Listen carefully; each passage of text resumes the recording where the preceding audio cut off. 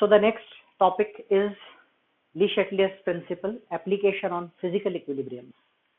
जो last session में हमने पढ़ा, that was Le Chatelier's principle, how is it applied to chemical equilibrium. यहाँ पर थोड़ा सा डिफरेंट है, क्योंकि फिजिकल इक्विलिब्रियम पे जब अपन Le Chatelier's प्रिंसिपल अप्लाई करते हैं तो सारे वो रूल्स अप्लाई नहीं हो सकते जो हमने केमिकल इक्विलिब्रियम में अप्लाई किए हैं। वैसे यहाँ पर हम दो ही चीजों का इफेक्ट पढ़ते हैं, एक प्रेशर का और दूसरा टेम्परेचर का। टेम्परेचर का इफेक्ट जब अपन पढ़ेंगे तो एज इट इज वैसा ही पढ़ेंगे जैसा केमिकल इक्विलिब्रियम में था। फर्स्ट ऑफ ऑल हम एनालाइज करेंगे कि रिएक्शन या प्रोसेस जो है, क्योंकि फिजिकल इक्विलिब्रियम में रिएक्शन नहीं होती, it's just a change of physical state. तो सबसे पहले हम ये एनालाइज करेंगे कि वो एंडोथर्मिक है कि एक्सोथर्मिक है। And once you get that, temperature का असर बिल्कुल वैसे ही होगा जैसे एंडोथर्मिक पे होता है केमिकल इक्विलिब्रियम में, वैसे ही फिजिकल इक्विलिब्रियम में होगा। लेकिन प्रेशर का असर यहां पर थोड़ा सा डिफरेंट होता है। द रीजन आपको याद हो तो केमिकल इक्विलिब्रियम में हमने प्रेशर के असर के बारे में जब बात करी थी तो कहा था प्रेशर को बढ़ाने से सिस्टम उस डायरेक्शन में जाता है जहां मोल कम होते हैं। मोल का कम होना या मोल का बढ़ना एक केमिकल रिएक्शन में पॉसिबल है। Physical equilibrium only deals with the change in physical state, not in the change of product, यानी कि जो चीजें रिएक्ट नहीं करती, एक फॉर्म से दूसरे में बदलती है, इसलिए वहां मोल में बदलाव आने की तो कोई पॉसिबिलिटी है ही नहीं। तो फिजिकल इक्विलिब्रियम पर प्रेशर का असर सीधे सीधे वॉल्यूम के साथ देखा जाता है। इन जनरल जब अपन किसी गैस को प्रेशराइज करते हैं तो गैस कंप्रेस होती है, यानी वॉल्यूम कम होता है। यहां पर भी आप बिल्कुल वैसा ही देखेंगे। Increasing the pressure on physical equilibrium will shift the system in direction of decreasing volume. Pressure को बढ़ाने से कम वॉल्यूम की तरफ और प्रेशर को कम करने से ज्यादा वॉल्यूम की तरफ सिस्टम जाता है। ये सिंपल रूल है। क्लियर? चलिए, भी मैंने बातें सारी लिख दी हैं, एक एक करके दो तीन एग्जाम्पल देखते हैं so that you get an idea. और हमारे सिलेबस में यही दो तीन एग्जाम्पल हैं भी। Ice water equilibrium. आइस और वाटर इक्विलिब्रियम में होते हैं जब टेम्परेचर 0 डिग्री सेल्सियस होता है। ये हमने थर्मोडायनेमिक्स में पढ़ा है। देखो, मैंने जो बातें बोली वो तो मैंने यहाँ लिख दी, आप चाहें तो नोट करें, इंपॉर्टेंट है। In physical equilibrium, increasing the pressure shifts the equilibrium towards decreasing volume. इसका मतलब ये हो गया कि जब आप फिजिकल इक्विलिब्रियम की एक इक्वेशन देखेंगे और प्रेशर के इफेक्ट को समझना चाहेंगे तो सबसे पहला काम आपको करना पड़ेगा वॉल्यूम का एनालिसिस, की कहाँ वॉल्यूम ज्यादा है, लेफ्ट हैंड पे वॉल्यूम ज्यादा है कि राइट हैंड पे वॉल्यूम ज्यादा है, वो देख के समझ में आ जाता है बहुत आराम से। ठीक है? और effect of temperature same as chemical equilibrium. Temperature का असर बिल्कुल वैसे ही पड़ेंगे जैसे केमिकल इक्विलिब्रियम पे पढ़ते आए हैं। चलिए, सबसे पहले अपन प्रेशर के इफेक्ट को पढ़ते हैं। तो मैंने आपको बोला कि प्रेशर के इफेक्ट को पढ़ना है अगर आपको, तो सबसे पहले तो वॉल्यूम एनालाइज करना पड़ेगा। तो आपको वॉल्यूम ऑफ आइस और वॉल्यूम ऑफ वाटर को एनालाइज करना है। केमिकल बॉन्डिंग में आप जब हाइड्रोजन बॉन्डिंग पढ़ रहे थे तो वहां पर एनोमोलस एक्सपांशन ऑफ वाटर पढ़ा था आइस के केस में। और हम कहते हैं कि आइस एक्सपांड्स, यानी कि वाटर जब आइस में कन्वर्ट होता है तो expansion is observed. In general liquid को सॉलिड में बदलते हैं तो कंप्रेशन होता है, यानी वॉल्यूम घटता है। लेकिन यहाँ पर केस अनयूजुअल है, यहाँ पर आइस का वॉल्यूम वाटर से ज्यादा है। अब आपसे पूछा जा रहा है प्रेशर बढ़ाएंगे तो क्या होगा? तो प्रेशर बढ़ाएंगे तो डिक्रीजिंग वॉल्यूम की तरफ जाएगा। डिक्रीजिंग वॉल्यूम मतलब पानी की तरफ।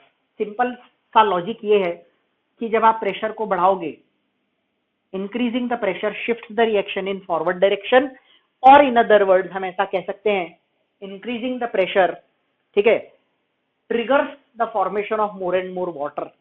यानी कि आप जैसे जैसे प्रेशर बढ़ाओगे, आइस को प्रेशराइज करते हैं तो क्या होता है, बर्फ बनती है ज्यादा कि पानी बनता है। ये फिजिकल इक्विलिब्रियम के ज्यादातर क्वेश्चन तो आप कॉमन ऑब्जर्वेशन, कॉमन सेंस से सॉल्व कर सकते हो। ठीक है? चलिए, अब टेम्परेचर के असर को समझना है।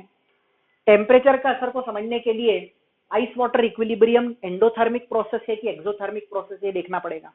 आइस को अगर आपको पानी बनाना है, पिघालना है, तो क्या करना पड़ेगा बेटा? हीट देनी पड़ेगी। और हीट देने का मतलब हो गया कि ये प्रोसेस एक एंडोथर्मिक प्रोसेस होती है। और टेम्परेचर जब अपन एंडोथर्मिक प्रोसेस पे बढ़ाते हैं तो रिएक्शन कौन सी डायरेक्शन में जाती है? याद है आपको? फॉरवर्ड। हमने पढ़ा था In an endothermic reaction, increasing the temperature shifts the reaction in forward direction. So ये टेम्परेचर के इंक्रीज से ज्यादा पानी बनेगा, और कॉमन ऑब्जर्वेशन भी है, बर्फ का टेम्परेचर बढ़ाओगे तो पानी बनेगा ही बनेगा। अगर आप इनको बेसिक प्रिंसिपल्स से समझना चाहते हैं तो वो भी है, एंड कॉमन सेंस से समझना चाहें तो वो तो है ही। ठीक है, आइस पे प्रेशराइज करोगे ज्यादा पानी बनेगा, आइस को हीट करोगे ज्यादा पानी बनेगा, यानी दोनों ही केसेस में प्रेशर को बढ़ाओ चाहे टेम्परेचर को बढ़ाओ, more ice will be formed in this case. ठीक है, चलिए आगे बढ़ते हैं। हमारा जो अगला इक्विलिब्रियम है that is water steam equilibrium. This is in equilibrium at 100 degree Celsius. ये इक्विलिब्रियम टेम्परेचर कहलाता है सिस्टम का। प्रेशर के और टेम्परेचर के इफेक्ट को पढ़ना है। सबसे पहले प्रेशर का इफेक्ट। प्रेशर का इफेक्ट पढ़ने के लिए आपको वॉल्यूम को एनालाइज करना है। पानी का वॉल्यूम ज्यादा होता है कि स्टीम का, तो ऑब्वियसली स्टीम का वॉल्यूम ज्यादा होता है। अब मैं आपसे कहूं कि मैं इस केस में प्रेशर को बढ़ा रहा हूं, प्रेशर को बढ़ाने से सिस्टम कम वॉल्यूम की तरफ जाता है, और कम वॉल्यूम वाटर का है, तो प्रेशर को बढ़ाने से सिस्टम बैकवर्ड आएगा। एरो का मतलब क्या, स्टीम से water. So when you increase the pressure on steam, more water will be form. इस सिस्टम पे जब आप प्रेशर बढ़ाओगे तो स्टीम कंडेंस होकर वाटर में कन्वर्ट होने लगेगी। चलिए टेम्परेचर की बात करें।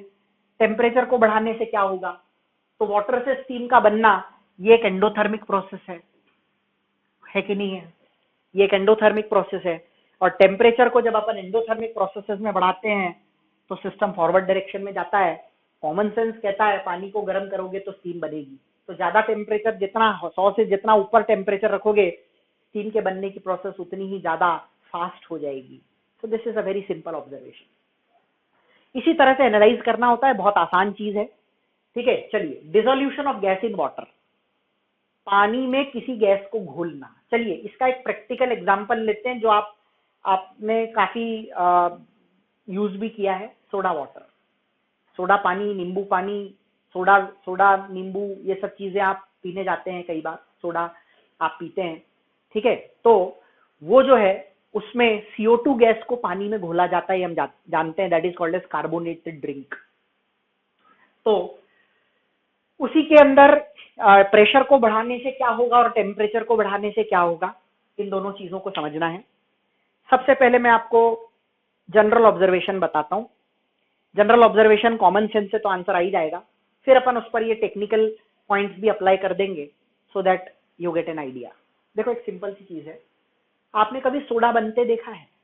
अगर आपने सड़क के किनारे पर जो ठेले वाले होते हैं जो सोडा बनाते हैं, वो उनके पास में सोडा पिया होगा तो डेफिनेटली देखा होगा उनके पास में एक मशीन होती है जिसमें वो एक बॉटल होती है उनके पास, खास तरह की अंटी वाली, उसके अंदर वो पानी भर देते हैं और उस मशीन में डाल के प्रेशर अप्लाई करते हैं उसके ऊपर। गैस का एक सिलेंडर होता है उनके पास जिसके अंदर CO2 भरी हुई होती है।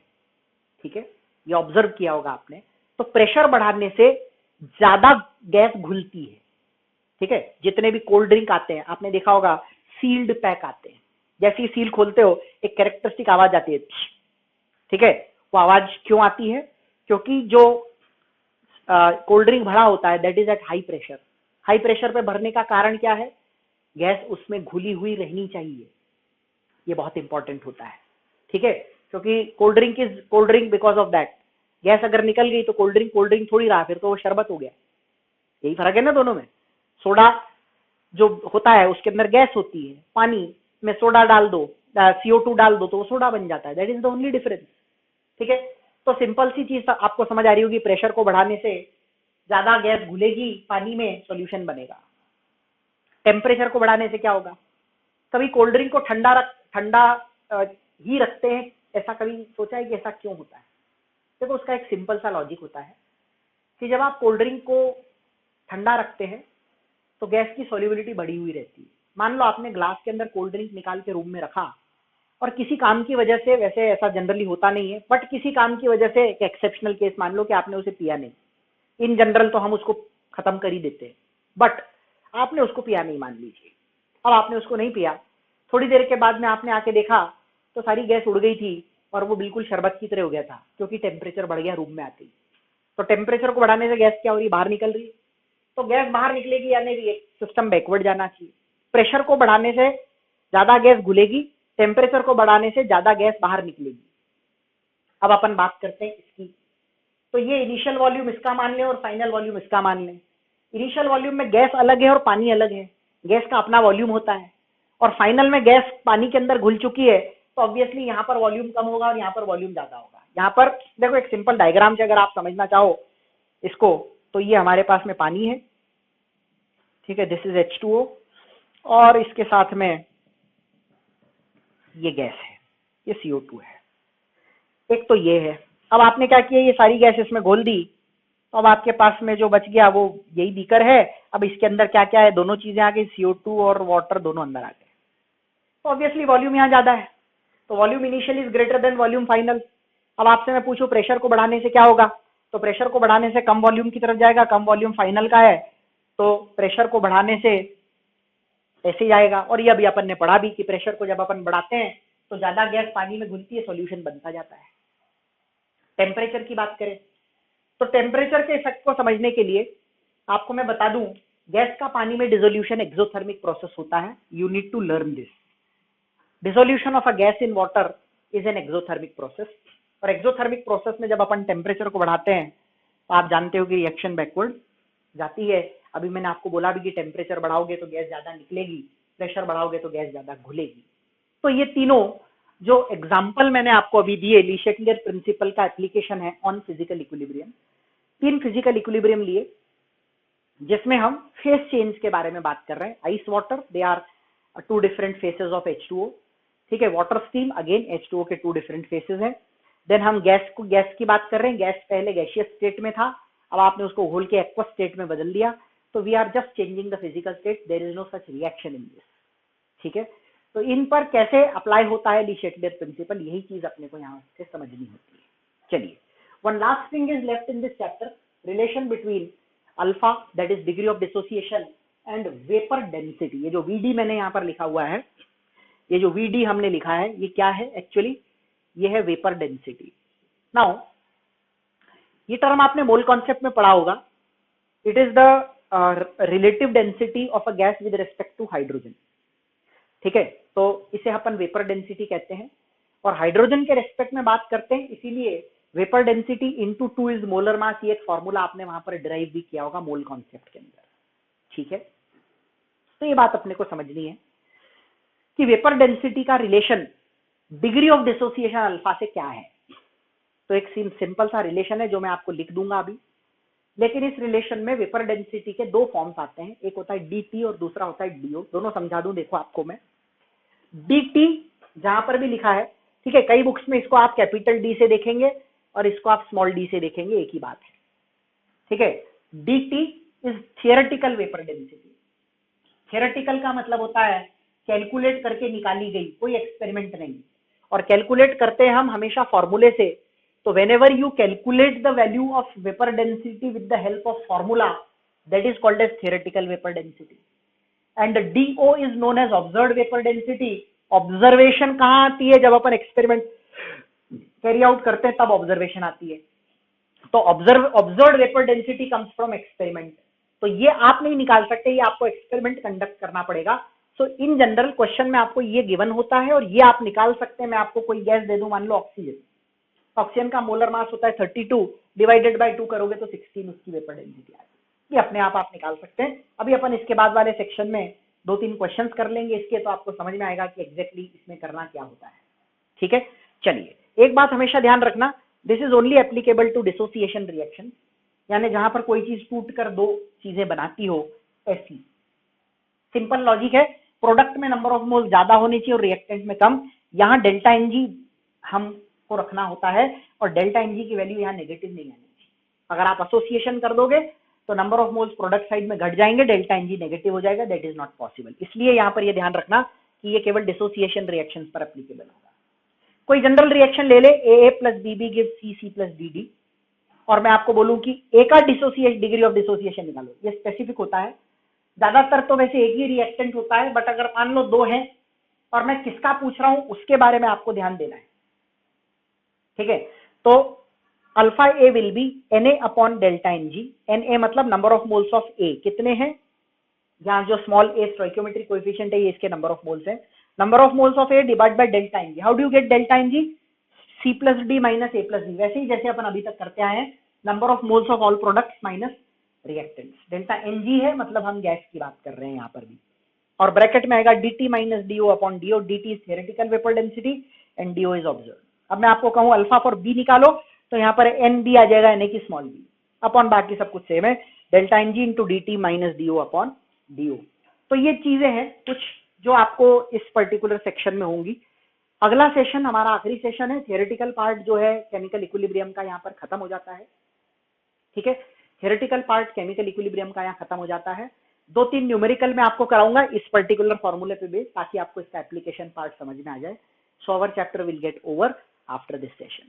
ठीक है, वी कंटिन्यू विद दिस। चलिए बच्चों, आखिरी 3 क्वेश्चन इस चैप्टर से, जो कि अल्फा और वेपर डेंसिटी के रिलेशन पे बेस्ड है।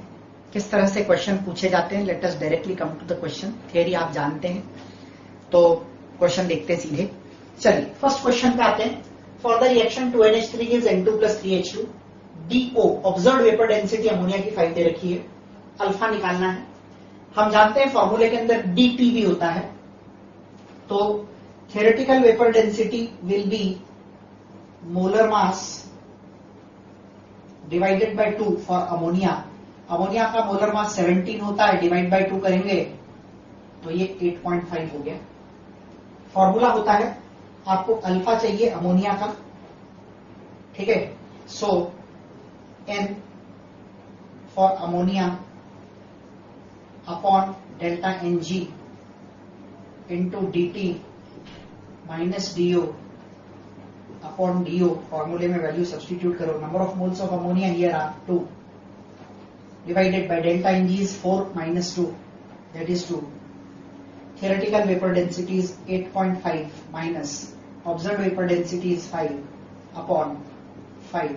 ये तो हो गया कैंसल, नीचे बचा 3.5 डिवाइडेड बाय 5, that is 0.7।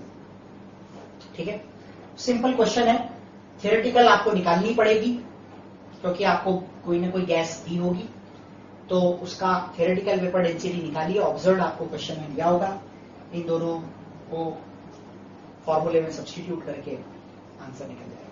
ठीक है, so this is how you solve the question. अगला क्वेश्चन भी बिल्कुल वैसा ही है। देखो ऑब्जर्व वेपर डेंसिटी दे रखी है, theoretical vapour density will be molar mass of SO3 divided bye 2। ठीक है, SO3 का मोलर मास 80 होता है, डिवाइड बाय 2 करोगे तो 40 हो जाएगा। फॉर्मूला लगाना है, अल्फा किसका निकालना है अपने को, SO3 का, is equal to number of moles of SO3 divided by delta Ng into dt minus DO upon DO। Substitute the values. SO3 के नंबर ऑफ मोल्स देखिए 2 है, divided by delta Ng is 3 minus 2, that is 1। ठीक है, dt theoretical vapour density हमने निकाली 40, observe आपको question में देखिए 30 अपॉन 30। इसको सॉल्व कीजिए, 2 into 10 is 20 upon 30, that is 2/3, 0.66। इस तरीके से आप इसके लिए ऑब्जर्व और थियोरेटिकल वेपर डेंसिटी निकाल के फॉर्मूले में सब्स्टिट्यूट कर सकते हैं टू गेट द आंसर। बहुत सिंपल क्वेश्चंस बेसिकली इसके अंदर आपको मिलते हैं। ठीक, एक क्वेश्चन और देख लेते हैं and we will finish with the chapter after this. So for the reaction 5A plus B gives 3C plus 4D. Find the relation between DT and DO for A, यानी इसके लिए हमें रिलेशन निकालना है। If it is completely dissociated, तो alpha for A is equal to NA, number of moles of A, upon delta Ng into DT minus DO upon D. Alpha for a completely dissociated का मतलब 100% होता है, और degree of dissociation 1 हो जाएगा, is equal to number of moles of A is 5 upon delta Ng is 7 minus 4 and 3 7, 5 and 1 6, 7 minus 6 that is 1, dt minus DO upon DO। DO को उधर ले जाइए, ये हो जाएगा DO is equal to 5 dt minus 5 DO। इसको उधर ले जाइए, it will become 6 DO is equal to 5 dt। This is how you get the relation between dt and do from the given conditions in the question. तो बेटा यहाँ पर हमारा chemical equilibrium chapter जो है वो खत्म हो जाता है. आपका जो नेक्स्ट चैप्टर शुरू होगा वो है आयनिक इक्विलिब्रियम, जो इक्विलिब्रियम का ही एक पार्ट है. ठीक है, केमिकल इक्विलिब्रियम के मॉड्यूल रेस बढ़िया तरीके से सॉल्व कर लो. कहीं कोई प्रॉब्लम आए तो डाउट के लिए आपके ग्रुप्स बने हुए हैं. ठीक है, use those groups, utilise them to the fullest. ठीक है, कहीं भी कोई दिक्कत हो तो डेफिनेटली पूछो. ठीक है, so that is all about chemical equilibrium. You will start with ionic equilibrium from the next session. Okay, thank you.